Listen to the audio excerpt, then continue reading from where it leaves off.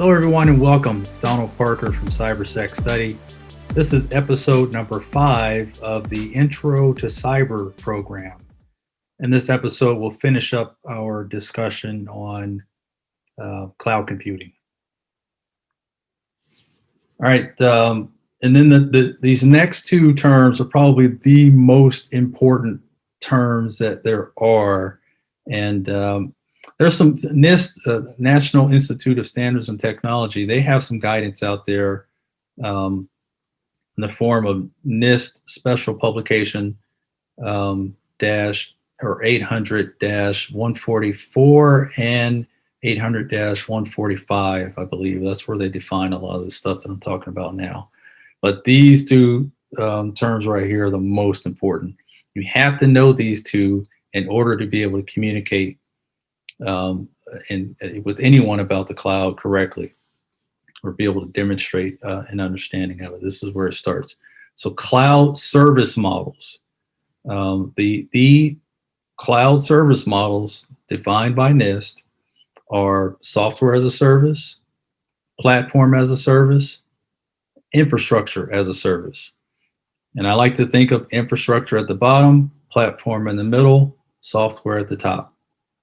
So with infrastructure as a service, you're talking about, I'm a cloud consumer, my corporation, we purchase from AWS infrastructure as a service. All they're giving us are the guns, the gates, the guards, the building, the physical server itself, and maybe up to the hypervisor. So then they give me an account, they give me access to that environment. I can go in, connect to that hypervisor, and manage my virtual images. So in that scenario, they've got a certain level of responsibility, but I've got a lot of responsibility myself because I have to manage the hypervisor, I have to manage my virtual images, the operating systems, the applications, provision access to all of those resources. All of that is my responsibility. The next one, platform as a service. If I purchase this from AWS, they're giving me the infrastructure up to the hypervisor, and they're giving me virtual images. So, the operating systems, when they need updates and security patching and all that stuff, AWS is doing that for me. I pay a little bit more, but they're doing more for me. In that case, all I have to worry about are applications. They give me access to that environment. I connect to it. Virtual images are there, and I can install applications, provision access to those applications for my users. And then the next one, the big one, is software as a service. And with that, they give you the infrastructure, they give you the platform, and they give you applications, usually databases, database applications, mail applications, or just about any application that's usually COTS type applications, custom off-the-shelf applications, not custom developed applications. But in that case, they're doing just about everything, and all you have to do is connect to the environment, provision access for your users to the environment. No updates on the applications, no updates on the operating system, no updates on the BIOS or the hypervisor. They do all that for you. The last term for this topic, cloud computing, is the deployment models. All right, so you could have private, public, community, or hybrid. But the private deployment model, when I purchase that service from AWS, I tell them what service model I want. If I want infrastructure, platform, or software, I also tell them what deployment model I want.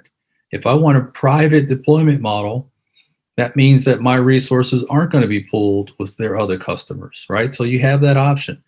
You'll pay a little bit more for a private deployment model, but all of the servers, routers, computing resources are only used for you, not any of their other customers. And I helped FEMA move their incident response process into a cloud environment. and we chose a private deployment model. And I served as the cloud broker. But my main sticking point in negotiating this agreement with AWS and FEMA was, even if you give us a private deployment model, can we have it physically segregated and separated from all your other customers? They can do a logical separation, right, where they configure their routers with different tables, and but we wanted a physical separation so that those routers are not connected by cables to anything else. Those systems that are allocated towards us are not connected to any other of their customers' equipment physically.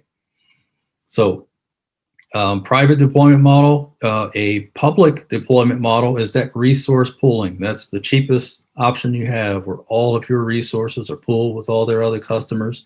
You can logically separate, to a certain extent, and that's where you get into the hybrid implementation. But in most cases, all your resources are pulled together.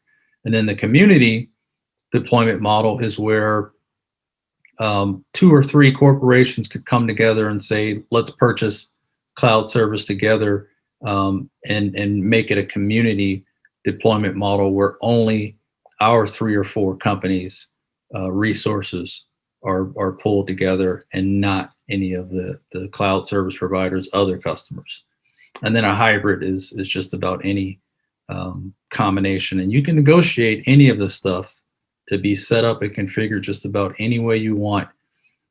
So I always recommend having a cloud broker broker this relationship between the consumer and the provider, because the provider, just like any other type of business, they'll give you what they want to give you, right? What's easiest for them to give it to you. And I'll tell you, when I mentioned to AWS that we want a physically separated private deployment model, they weren't happy.